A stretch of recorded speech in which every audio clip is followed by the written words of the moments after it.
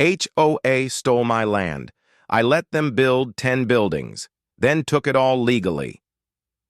You won't believe the nerve of this homeowners association. They built 10 massive commercial buildings on land that didn't even belong to them. But instead of stopping them, one man decided to let them finish every brick, every window, every inch. And when the grand opening day came, he pulled out a single piece of paper that changed everything. This is a story of arrogance, patience, and ultimate revenge. Before we begin, don't forget to like, subscribe, and hit that notification bell for more real-life stories of poetic justice and karma served cold.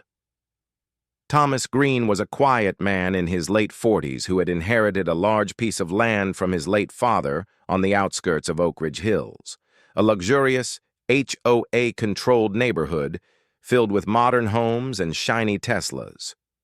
Thomas wasn't rich by their standards, but he was smart. The land he owned, 12 acres of flat, prime property, had been in his family for over 70 years. When Oak Ridge Hills HOA expanded, they started eyeing Thomas's land like hungry vultures. To them, it was the perfect location for their new commercial plaza, a grand project to boost community value, as their president Gregory Vance put it. Gregory was the kind of man who smiled with his mouth but not his eyes, a slick-talking lawyer who thought everyone else was beneath him. Thomas had already said no several times when they offered to buy his land, but when he wouldn't budge, Gregory and his board decided to play dirty. They claimed the property line was misfiled, and their surveyor conveniently proved part of the land belonged to Oak Ridge Hills. One morning, Thomas woke to the roar of bulldozers. Construction had started. His fences were gone, his soil torn apart, and concrete trucks rolled in like it was a done deal. The HOA posted signs saying, "Future site of Oak Ridge Hills Business Plaza, coming soon." Neighbors whispered, "Why doesn't he sue?" But Thomas just smiled faintly and said, "Let them build." Everyone thought he was crazy, but Thomas knew something no one else did. Weeks turned into months. The HOA poured millions into their project. 10 sleek commercial buildings, including a gym, cafe, office suites, and a daycare. Gregory strutted around in a hard hat, giving interviews about how this new development would revolutionize the community. Meanwhile, Thomas quietly went about his life. He'd drive by in his old pickup truck every few days, watching the progress. Workers waved, thinking he was just a local farmer curious about the construction. Gregory would sneer when he saw him. "Poor guy," Gregory once said to a contractor, laughing. "He doesn't even realize this isn't his land anymore." But Thomas was no fool. He had carefully checked every boundary, every deed, and every tax record.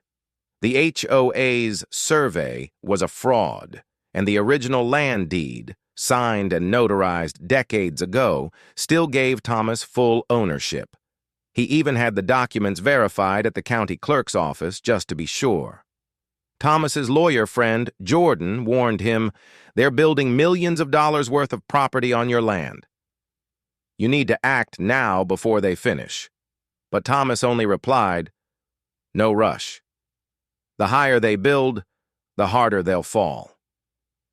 By the time the final building was painted and tenants started signing leases, the project was valued at nearly $14 million. Oak Ridge Hills HOA celebrated with champagne and ribbon-cutting ceremonies. Gregory stood on stage giving a speech about vision and leadership, and right there in the audience, Thomas watched with calm amusement. He even clapped when they cut the ribbon. No one suspected that the quiet man in jeans and boots held the one document that would soon turn their celebration into chaos. 2 weeks after the grand opening, the tenants of the new plaza received a letter from Thomas Green. The letter was simple and polite.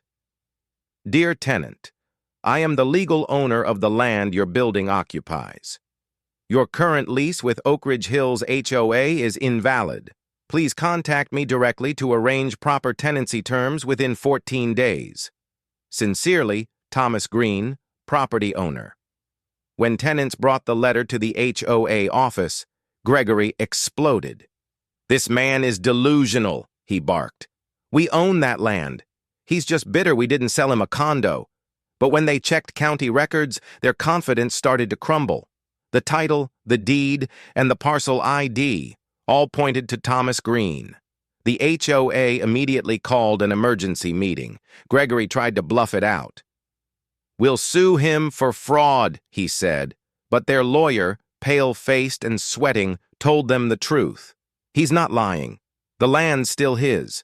You've built everything on property that isn't legally yours." Panic spread like wildfire. The project was built entirely with HOA funds, backed by community dues. Homeowners were furious. They wanted answers. Gregory tried to negotiate, but Thomas wasn't rushing. He just told them, "My lawyer will reach out." When the HOA finally received a letter from Thomas's attorney, the demand was clear. Either vacate the property or buy it outright for a fair market value, plus damages for trespassing. Gregory laughed at first. "He's bluffing," he said. But when the lawsuit hit, claiming ownership rights and millions in damages, the laughter died instantly. The courtroom was packed. Residents, reporters, and even rival developers came to watch what everyone called the landowner versus. The HOA Gregory strutted in with his expensive suit, but Thomas walked in calm and steady, holding a folder, the original deed, yellowed with age but perfectly valid. The judge listened carefully. Gregory's lawyers tried to argue that the land had been abandoned or erroneously transferred, but when the clerk pulled up the county archives, it was crystal clear. Thomas had paid taxes on that property every year for decades. The HOA had never owned an inch of it. Then came the bombshell. Since the HOA had built permanent structures on private land without consent, the legal term was willful encroachment. That meant Thomas had full rights not only to the land, but also to the buildings sitting on it. The courtroom went silent. Gregory's face turned white. Thomas's lawyer turned to the judge and said, "Your Honor, my client would like to retain ownership of all structures built on his property as per state law." The judge nodded. "That's within his rights." Within seconds, a $14 million development that the HOA had proudly showcased legally belonged to the quiet man they'd mocked. The court also ordered the HOA to pay fines and legal fees. Outside, reporters swarmed Thomas, asking what he planned to do next. He simply smiled and said, "Maybe I'll rent the offices back to them." After all, they seemed to like the view. Months later, Oak Ridge Hills was a shadow of its former glory. Gregory was forced to resign after homeowners demanded his removal.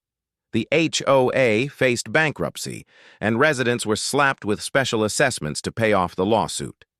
Meanwhile, Thomas had turned the Oak Ridge Business Plaza into Green Commercial Park. The same tenants who once paid rent to the HOA now paid directly to him, the true owner. One afternoon, Thomas was sipping coffee on the patio of the cafe that now bore his family name, Green Grounds. He watched workers repaint the sign on the front gate, replacing the HOA's logo with his own. Gregory walked by, avoiding eye contact. Thomas called out gently, "Beautiful buildings, aren't they?" Gregory didn't respond. He just lowered his head and walked away, humiliated. Thomas smiled and whispered, "Next time, ask before you build." The story of Thomas Green spread across the internet, a perfect example of what happens when arrogance meets patience. Never underestimate the quiet one. Power doesn't always shout.